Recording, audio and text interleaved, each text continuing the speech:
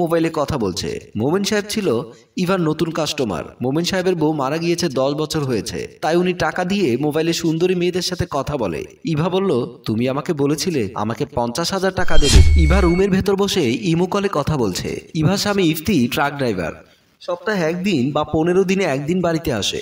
ইভা সবসময় একা থাকে বলে ইভার স্বামী ইফতি ইভাকে অ্যান্ড্রয়েড ফোন কিনে দিয়েছিল, তাই ইভা ইমো কলে ভিডিও কলে কথা বলে।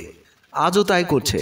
মোবাইলের অপর প্রান্ত থেকে বাহার বলল, তোমার সাথে তো অনেকদিন ধরেই কথা বলছি, তোমার কাছে কি নতুন অন্য কেউ নেই? তার সাথে একটু কথা বলতাম, একটু মজা মারতাম, আমি তোমাকে সবসময় যে টাকা দেই সেই টাকা তাকেও দিতাম। ইভা বলল, তার সাথে কথা বললে তো আমাকে ভুলে যাবে। বাহার বলল, তোমাকে কি ভোলা যায়? তুমি একটা কাজ করো না, আমাকে একটু দেখাও না, আমার দেখতে খুব ইচ্ছা করছে।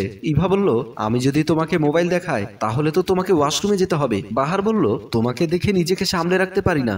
তারপর ইভা দেখিয়ে যাচ্ছে, বাহার দেখে মজা নিচ্ছে। এমন করে খুব চলছে দুজনের ভেতর।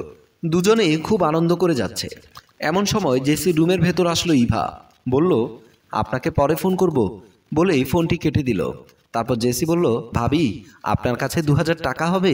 আমি একটা শাড়ি পছন্দ করেছি, শাড়িটা কিনে নিতাম। ইভা বলল, কতদিন আর এমন করে ধার করে শাড়ি কিনবেন? আপনি চাইলে নিজেই কিছু করে টাকা কামাতে পারেন। জেসি বলল, কি করে ভাবি আমি টাকা কামাবো?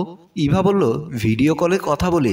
আপনি 1 ঘন্টা করে সময় দেবেন, আপনি 10,000 করে টাকা পাবেন। জেসি বলল, আমি এটা করতে পারবো না ভাবি, আমার স্বামী জানতে পারলে আমাকে মেরেই ফেলবে।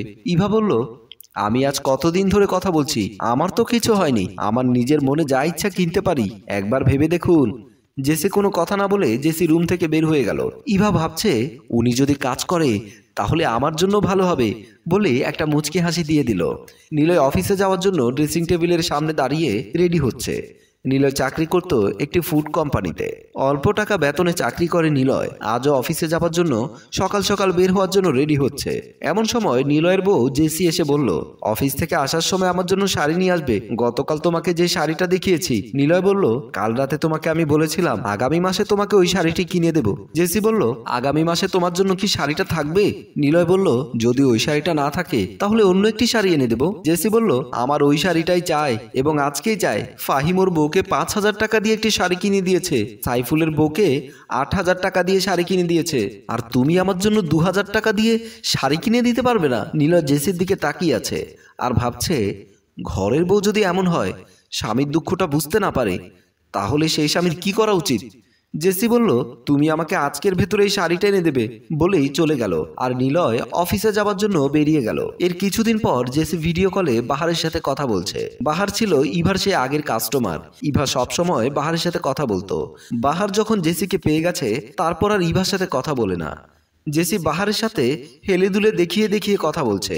বাহার বলল, ইভার সাথে কথা বলে মজা পেতাম না, ওই শালি আমার সাথে তোমার মতো এতটা দেখিয়ে কথা বলতো না, সবসময় আমার টাকার উপরে নজর দিত। জেসি বলল, তুমি বেতন কত পাও? বাহার বলল, এই প্রতিষ্ঠান আমার নিজের। জেসি বলল, তাহলে তুমি মোবাইলে কথা বলে মজা নিতে চাচ্ছ কেন? বিয়ে করে সংসার করে নাও। বাহার বলল, যদি বিয়ে করে ফেলি তাহলে কি আর তোমার সাথে কথা বলতে পারবো? পারবো না।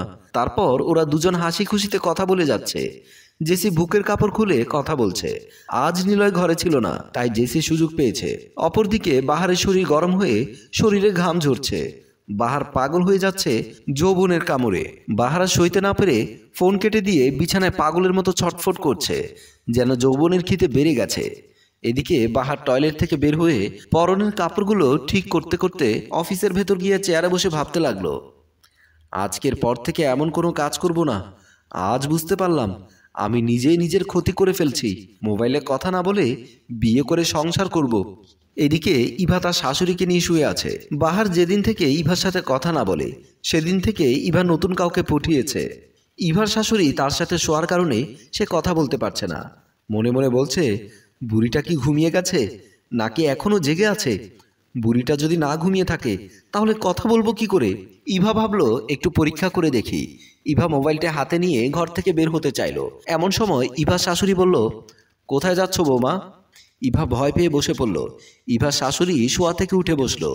ইভা বলল, মা আমি একটু ওয়াশরুমে যাব। শাশুড়ি বলল, ওয়াশরুমে যাবে ভালো কথা, মোবাইল নিয়ে যাচ্ছ কেন? ইভা বলল, মা আমার একা যেতে ভয় করে, তার জন্য মোবাইল নিয়ে যাচ্ছি। শাশুড়ি বলল, চলো আমি তোমার সাথে যাচ্ছি।